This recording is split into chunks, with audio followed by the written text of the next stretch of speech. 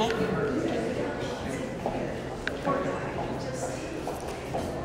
Okie dokie, guys. At this time, I call the SHAC meeting to order at 7:04 with the quorum met. Awesome. I am April Hooper Christensen. I am the SHAC chair presiding over today's meeting. Sylvia Mazura, our secretary, is present, and we appoint Catherine Carlin to be our parliamentarian for today. Welcome everyone to the final-ish SHAC meeting of the year, of the school year. If you haven't already, please do sign in at the back. We have a variety of forms and pens at the back table, and pick up an agenda and the minutes from the last meeting. Sorry, we've had some edits. We'd now like to open it up for audience guests. Sylvia, do we have any guests who wish to speak tonight? No. No. Okay, awesome. Okay. The minutes from the February 9th, 2023 SHAC meeting are posted on the School Health Advisory Council website, and copies are available for you to pick up today. Are there any corrections? If there is no objection, the minutes are approved as presented by general consent. All right. The minutes from the February 21st special meeting are posted also on the SHAC website. If there are any corrections to these minutes? If there are no objections, the minutes are approved by general consent.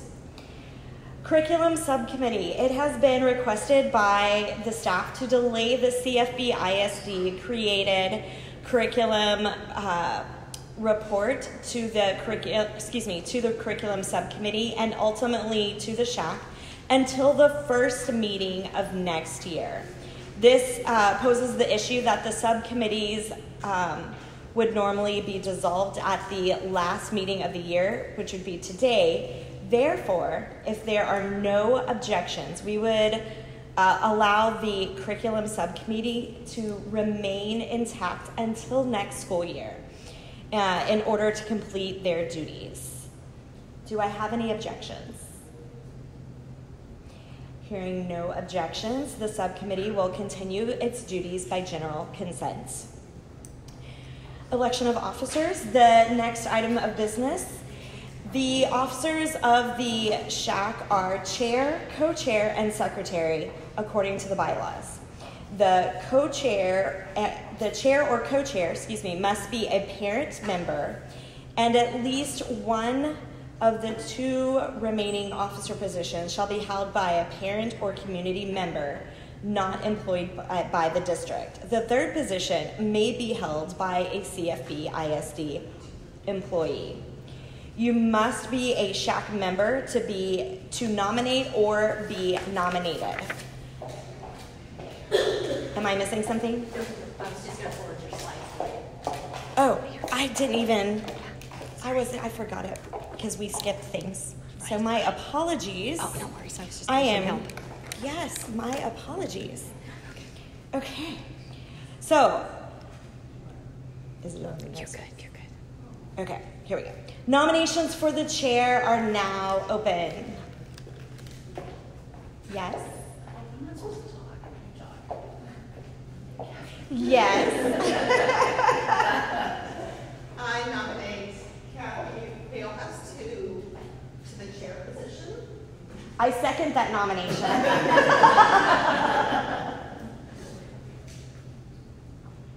Any objections? Kathy, who's not here to object. Okay. Wonderful. So Kathy Riojas has been nominated for chair. Are there any other nominations for co-chair?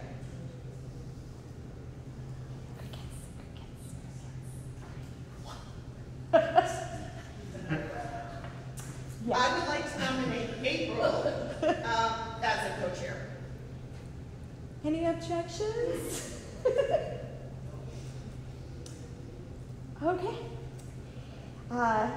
Hearing none, there being a single nominee for the chair declares Kathy Riojas as chair for next year and the co-chair as April Hooper Christensen.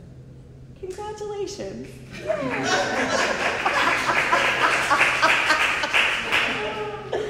Oh my goodness. All right, nominations for secretary are now open.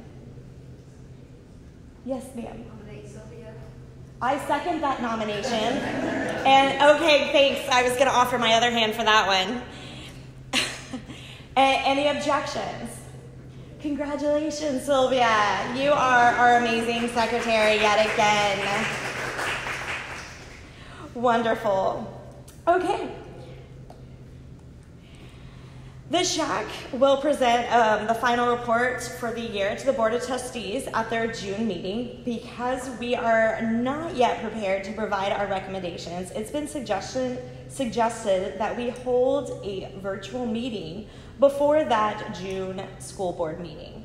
If there are no objections, we would schedule that meeting with the purpose of creating the report and our recommendations. If there are no objections, we will schedule that virtual meeting. All right. Hearing none, a virtual meeting will be scheduled by general consent. Please be thinking about our recommendations to the school board.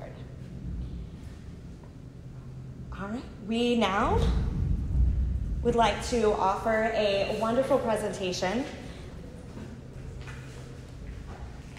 Oh, are there any questions from the School Health Advisory Council members? I'm sorry, I see that that's in there. Okay, here we go. Thanks. I saw it, so I was like, wait a second, I know that slide. Hi, my name is Melanie Myring. I'm the Director of Homeless Resources for MetroCrest Services. And my friend Linda is the one that got me into this tonight, so just bear with me. You want me to take like 15 minutes to talk and then we can do questions? You want the mic? Only if you want me to have the mic. I'm kind of loud.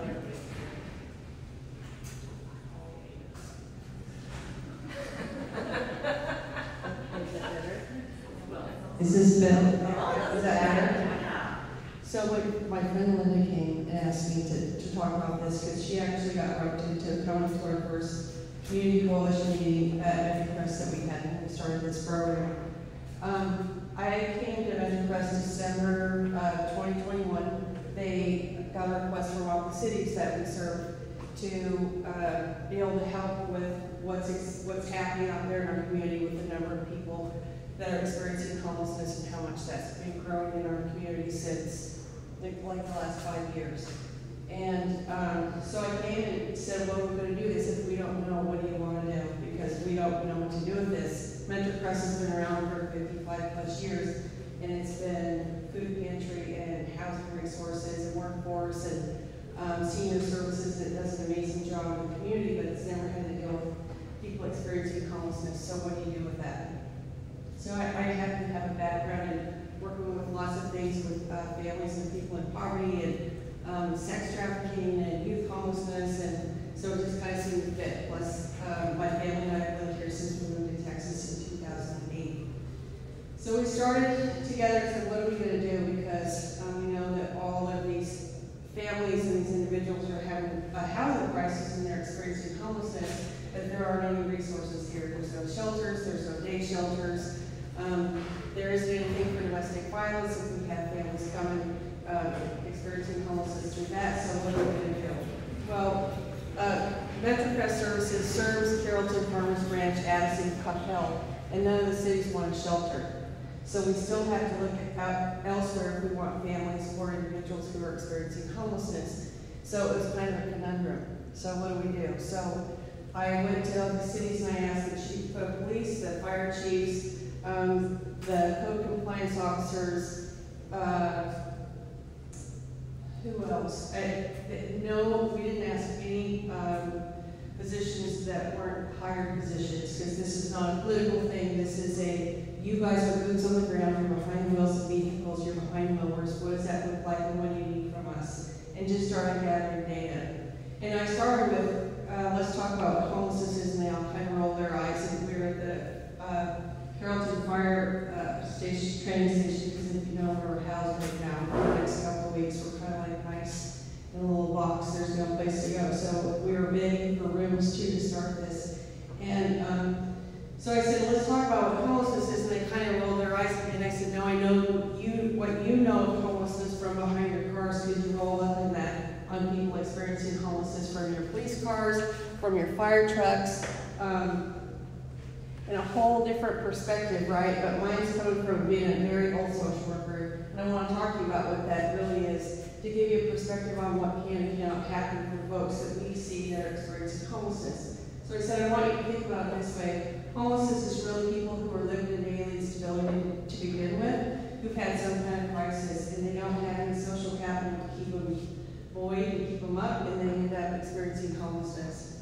Because oftentimes when you say somebody's experiencing homelessness, they think about somebody living underneath the bridge, or they think about somebody who's a drug addict or an alcoholic that has lost everything because of choices they made, or somebody that's mentally ill. And while we see those people out there, that is just a small piece of, if that's what goes after my garden, I'm doing there, I just saw it had actual peapods in my garden. Linda, quick, get up to my house and run my garden. So, the folks experiencing homelessness really do come with that, right? But that's only a snapshot of what we see.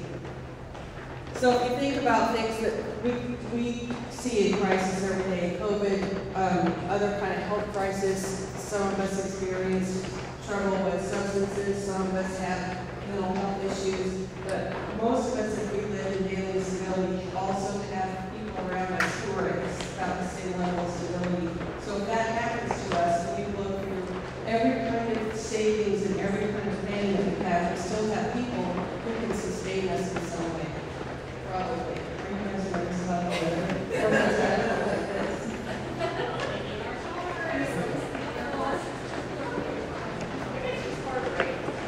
That's why we have insurance. Those have to talk loud. That's never been a problem. So I want you to think about this, and this is one of the things that I shared with all the counselors at the beginning of the school year. And that is daily instability, and that's another nice way to say people that are coming from poverty. So if you look at that, and I can read off the slide what that means, and you can do that.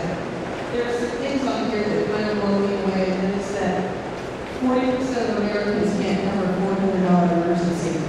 So if you don't have insurance and somebody runs into your car, your car's not drivable until you get it fixed, and it's more than $400, 40% of Americans lose their car. So if you lose your car and you don't live like where you work, what happens to your job? If you don't live like where your kids go to school, what happens to your kids? Which is one of the reasons that they started the Untitled Chapter in 1987. So 78% of Americans live paycheck to paycheck. We see that all the time with people coming in a crisis. That they have just enough to get into the next paycheck. But what happens is that when your life is, and there's a nice visual for this, but we're not going to do time. Your life is set up like a spider web. So one thing depends on another, to get all of your stuff done. What happens when you plug the spider web? It collapses, right? So when you're living paycheck to paycheck, there's no room for error. If there's no room for, let's go to the emergency room because I don't have insurance and my child's really, really sick, then they end up with a $1,500 emergency bill and they can't pay it. And then very soon the bill collectors come in and it compounds itself, right?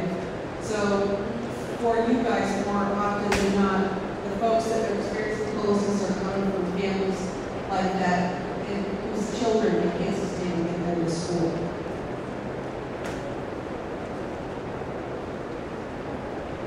So every year, the Office of Housing and Urban Development, HUD, requires that every community in the country that is any kind of funding for homelessness do an annual count called a point-in-time count. So you may have seen flyers going around saying that Precious doing the pig count again. We need volunteers to go count people who are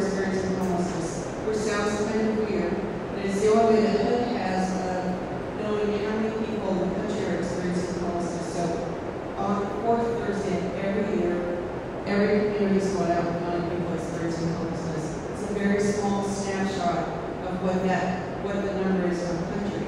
So Metro Crest has to do it, Dallas is doing it, Denton is doing it. So a couple years ago we started saying, well, what's happening really in our area? Because if we go out and count, we put all that information into an app that goes directly to HUD, and then we don't know what happens here. So we started collecting data that was just specific to our area and also complying with what HUD needs us to do. So every year, the school systems that we serve give us those numbers for that night. How many kids do you have on your rolls that are experiencing homelessness? Since 1987, when the Pinto Act was enacted, that requires that every school district do whatever they can to keep kids going to school. It's to ensure that everybody has the right to a free public education. So if one of your families that's living here gets moved or ends up in a domestic violence shelter in Dallas, CMP ISD in Dallas ISD has to ensure that those kids have transportation to get back and forth to their school. Because you know better than anybody else that schools is one of the stabilizing factors for kids. So if you can keep them with their teachers and with their friends, they're going to have a lot less trauma and they'll continue to learn better than if they're hopping around from school to school. So I put this one first because I thought you'd want to see it. So this year, your numbers look funny, and there's a reason for that. But this year, I did what I did the year before, and they've done the year before that with the school districts. What number do you have on that night, which happens to be January 26th? It looks like last year we had 576 students that were experiencing homelessness that were in that Pinto pool that Roy is responsible for. And that this year you dropped and you've done such a wonderful job of our street outreach to homelessness and Metro Crest. We only have 296 students. It was being tracked differently, so now we have a different person in that office and realized that last year that was an cumulative number up to January 26th. But instead of doing slides and some people saying, hey, that was your number last year, this is a reset. So actually on that night you got 296 students that were enrolled in the community interactive with CFPISD.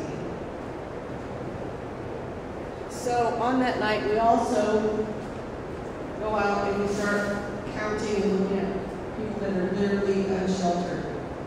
So we've gone up about 35% since last year, and that number doesn't look very small. What happens is that when you get hello, how are you? When you get that number, and we see 92 on there, you can always tell it almost always triple it to really get an idea of what that actual number is, because people don't want to be seen. So you're out underneath bridges, you're checking motel parking lots, you're meeting them out on the street. And this year we knew where a lot of folks live because we've been out doing street outreach for a year. So we can go and visit and go, okay, we didn't find them here, go back and do another route so we can get them on the rolls because we walked in and counted. For communities that are receiving federal funds to deal people experiencing homelessness, this number matters. But it really matters to the government and the homeless people do the policy and people with their money. If you look at the overall number in Dallas this year, they just released all of the counts for Dallas County because that's one of the continuums of here that get federal money. We set halfway in that one. We set in half in another continuum of care, which is Denton County. Unsheltered homelessness is actually down for the first time in years. Veteran homelessness is up, family homelessness is up, and sheltered homelessness is up, which sounds weird. How can we be sheltered and homeless? It's a distinction of where they're counted. But families experiencing homelessness is growing so quickly that the only place that we have, the agency that runs the big shelters in Dallas, which is Family Gateway, has a 3-week waiting list. So a couple of months that I was working with last week, I said, I can help you with the hotel stay because you're getting here, but if I help you, you're off the list for Family Gateway. And Family Gateway is the only way to get you long-term, life-sustaining help. They have their own shelter, they have the family shelter in Salvation Army, and they have the transitional living shelter where they got the motel for the city of Dallas off Preston and George Bush. So it takes some talking, right? Because she has 3 little babies and they're all going to elementary school, so she's still taking them every day and using what money she has for her car to get her kids to school because she doesn't want to miss out. But if I put them in a motel, then her long-term plans are shot. I don't have long-term services.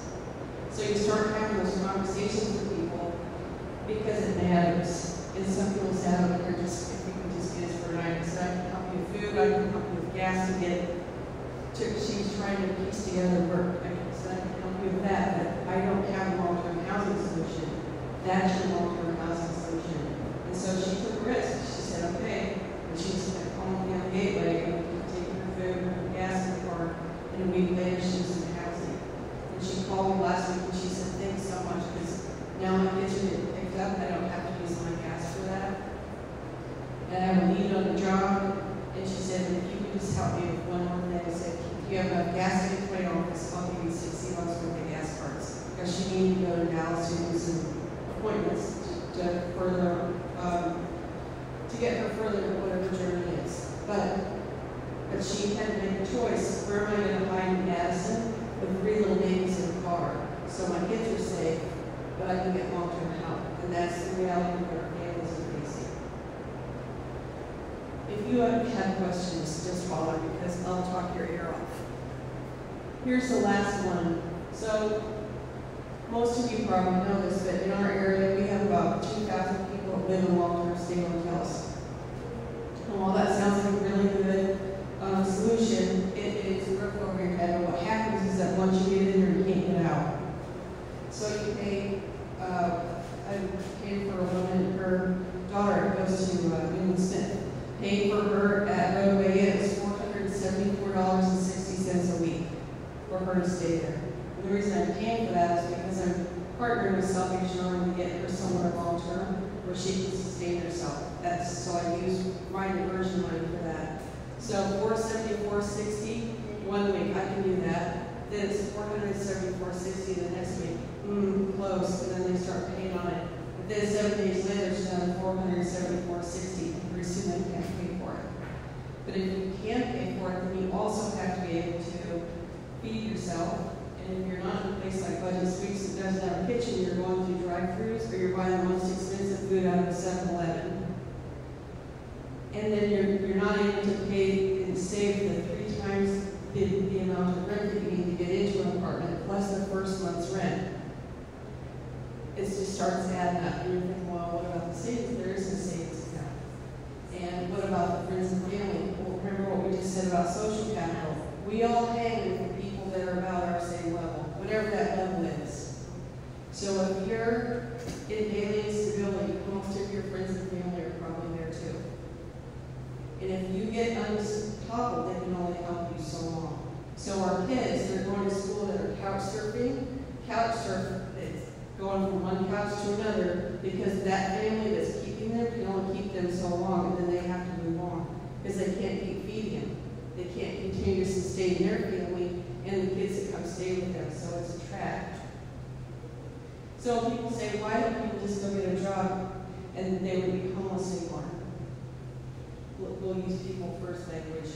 People would be experiencing homelessness if they just got a job. Or I don't know why they just don't get an apartment. Why are they staying in those motels? Then you start arguing with the reality of that and changes the narrative.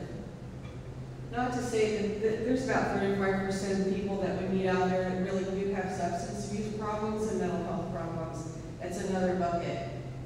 But the babies that are living in the cars, and we'll see an uptick of that again in summer because we got it last summer. I had a couple with 7 babies and 2 big dogs and an SUV. It's 104 out. They're bathing their kids in the splash pads. Great idea to let them run around and keep cool, but that's a CPS call, right? That's a health and safety issue. Trying to make it work. They came to us for help, which feels really disingenuous to have to do a CPS call after you've just given somebody food. But those kids can't sustain themselves like that. They were 6, 5, 4, 3 twins, and I think a 6-month old, and she was pregnant. You can't, that can't happen. And I'm, like you, a mandatory reporter. it seems like a short-term thing, and I don't think anyone goes in there thinking I want to stay at a motel forever, but they get in and they can't get out.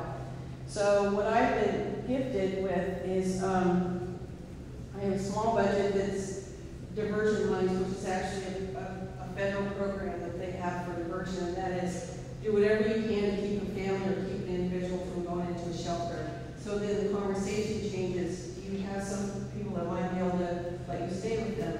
Is there any way that we can help you take food, help you with electricity, help pay for gas for you to be able to stay with someone? They say, no, I don't have anyone. Do you have any friends and family anywhere else? We have a mom in Arkansas. Could you go stay with your mom in Arkansas? Well, yeah, but I don't have any way to get there. That's a Greyhound bus ticket.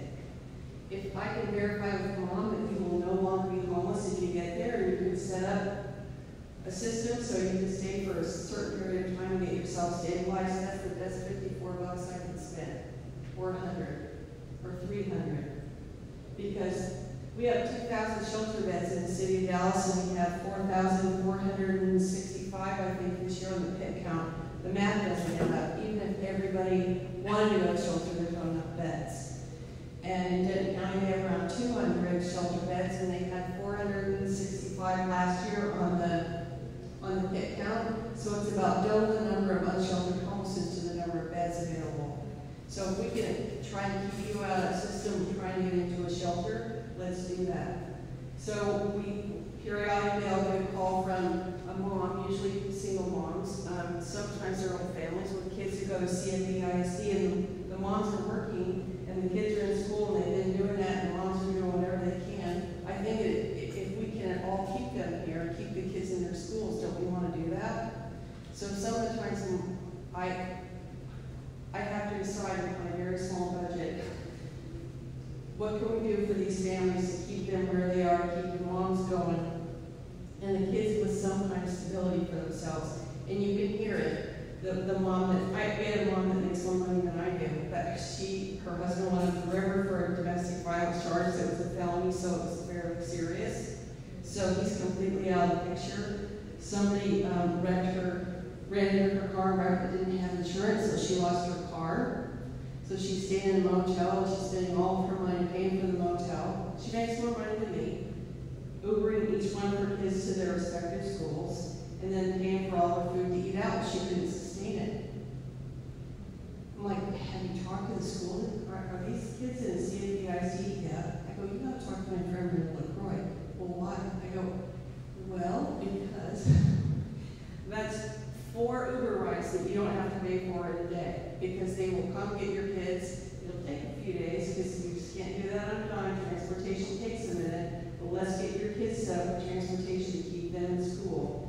And let's see what we can do for our food pantry to keep your kids eating. They're both in special ed. One is on the spectrum and won't get on a school bus. So that's okay.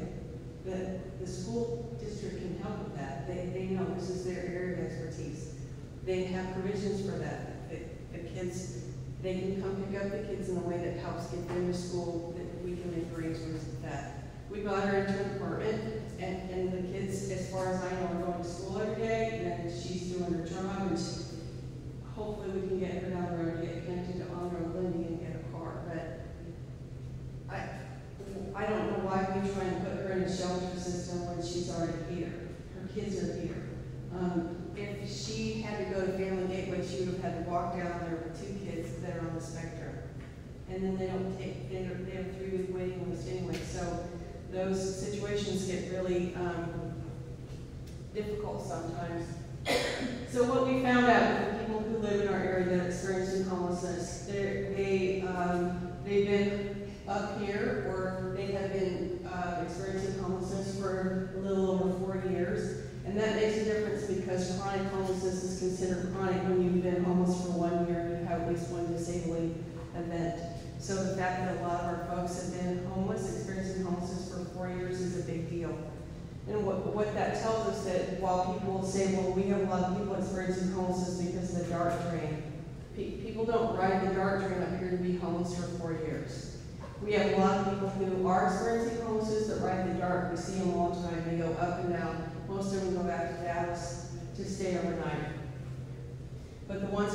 here for 4, 5, 6, 7, 8 years. The darkness and anything, they became homeless here and they stayed here because this is their community. So when we think about how do we put you somewhere where you can get services and stabilize so you're not experiencing homelessness anymore, if we don't get them places close to here as possible, they won't stay because this is their home. Their doctors are here, their clinics are here, everything they do is here. They have their Walmart, they have their whatever grocery store they go to, and they're as much a part of that as you and I are in our daily lives and the things that we do. They don't want to go anywhere else.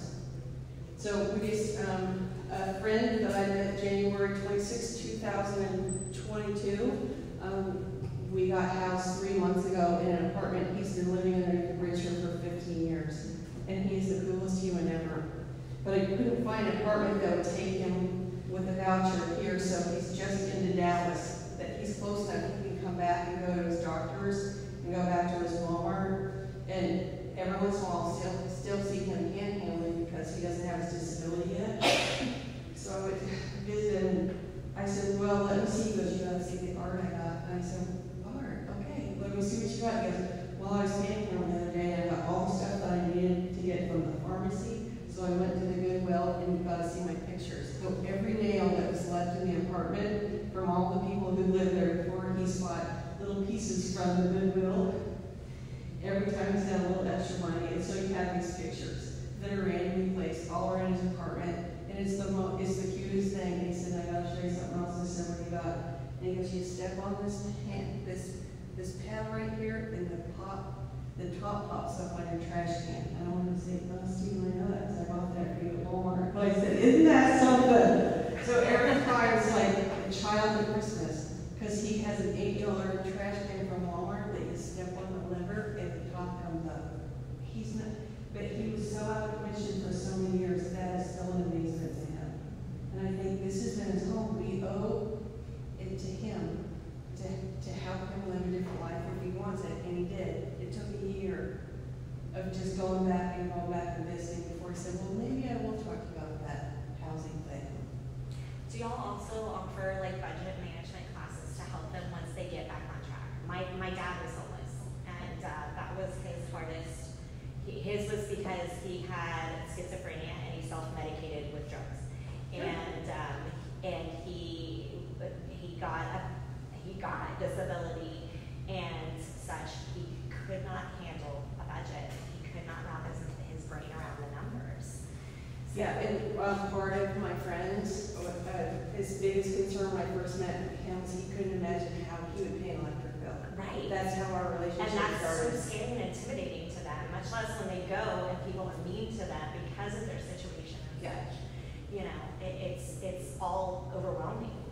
So we have a financial empowerment program, and what has happened here in this community is that since our program started, that we only have a few people who have been housed around here. A lot of times their housing ends up being at Skillman at 635, some really rough areas, but it's still a house, right?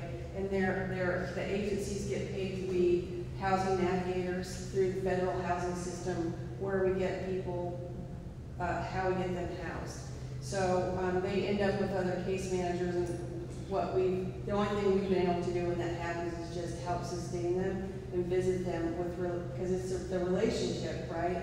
Until they are really going on their own, but they have case managers that follow them.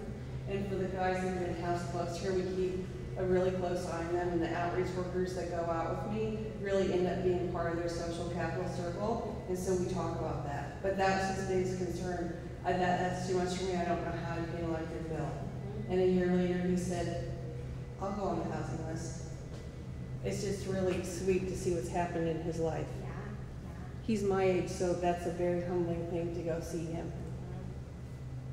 Okay, so quickly, there's about only 4 things you can do for people experiencing homelessness, and that is homeless outreach.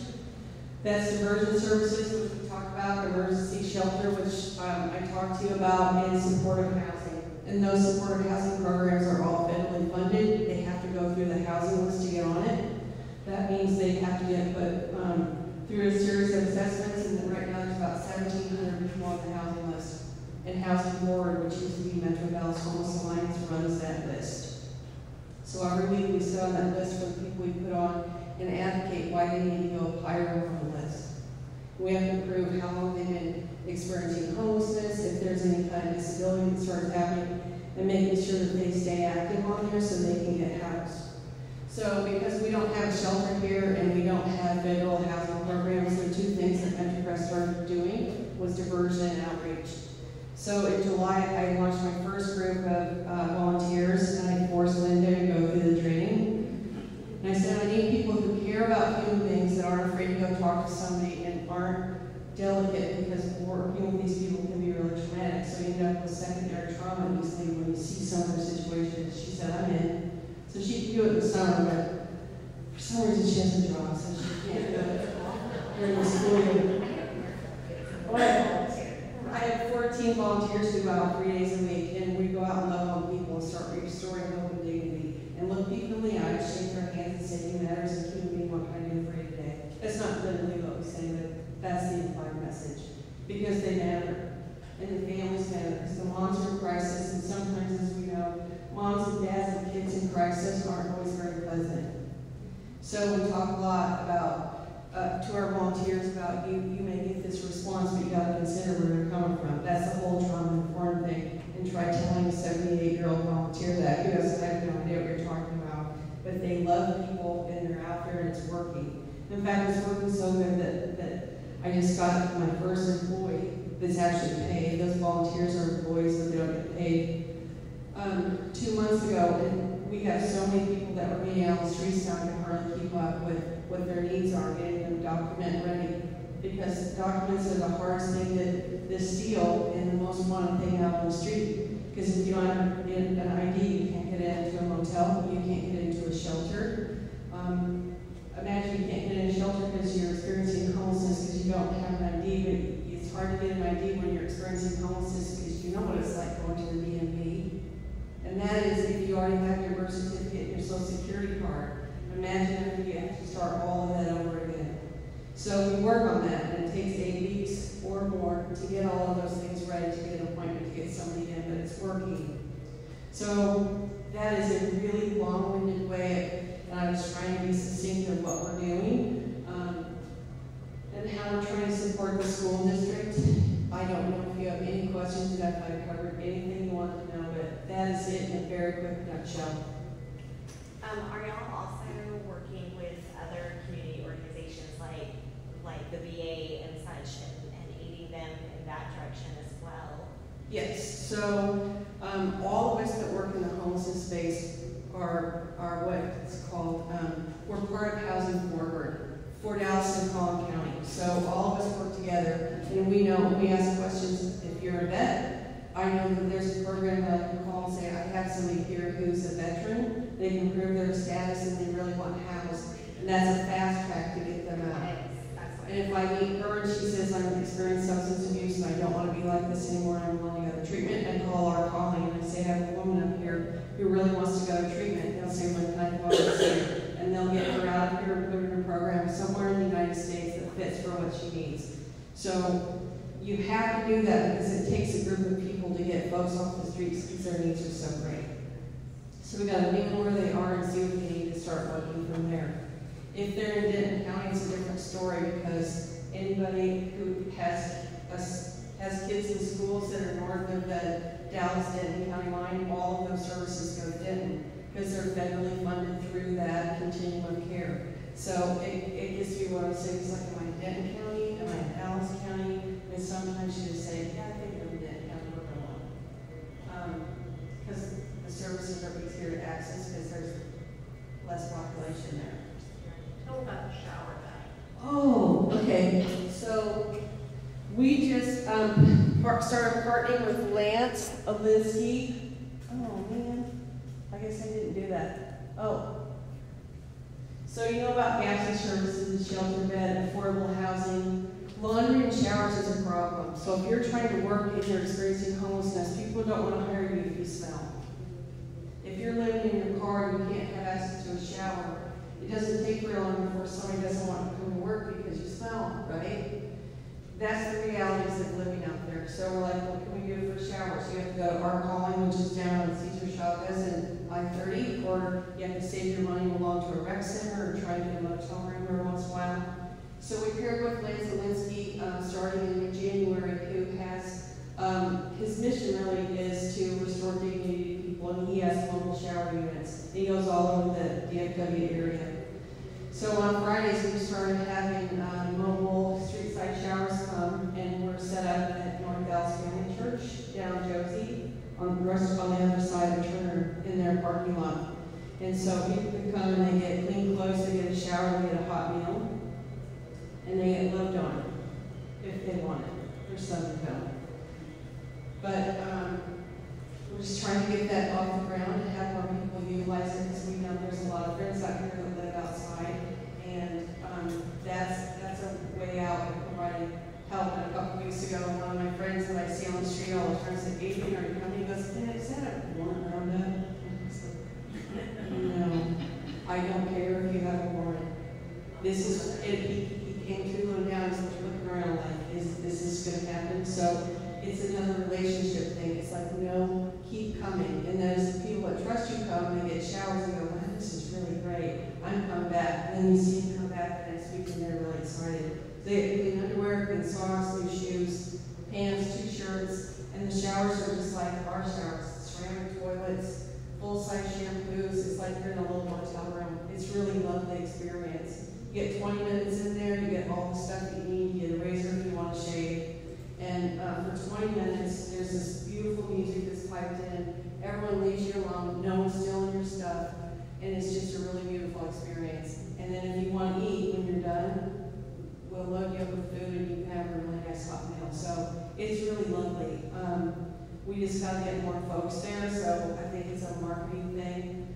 I have street-side shower cards if you want to take one, and so you know where it is if you know somebody that needs it. I have my cards if you want to get a hold of me for something, and I have a list. I think some of you probably have known Enterprise Services longer than I have, but if you want to know what services we have, they're all there. We will be your neighbor, hopefully full-time by the middle of June. Some of us will start moving in earlier than others, but it's probably going to be the middle of June before we can actually completely open and have clients in. But any other questions? Please. But about communication with cell phones, you know how you're trying to tell a job, they need your information to be able to contact you.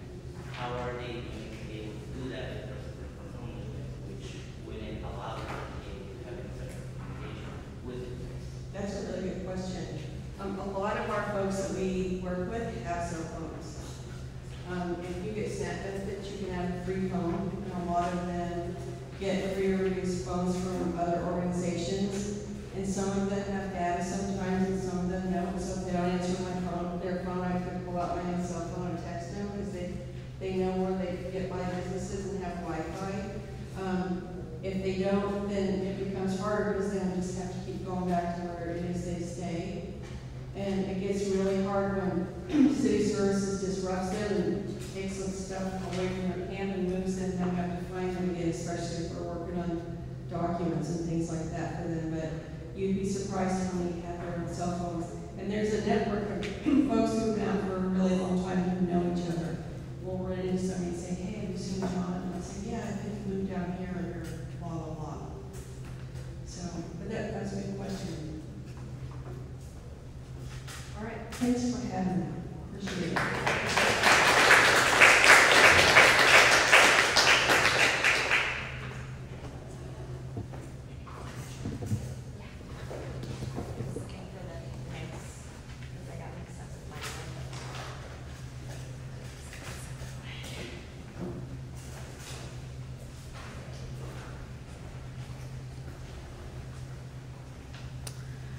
Are there any questions from the School Health Advisory Council members? No? All right. There being no further business, we will have the meeting adjourn at 6:49. Or I'm sorry, 7:49. I don't know how to reset my so it's still an hour behind.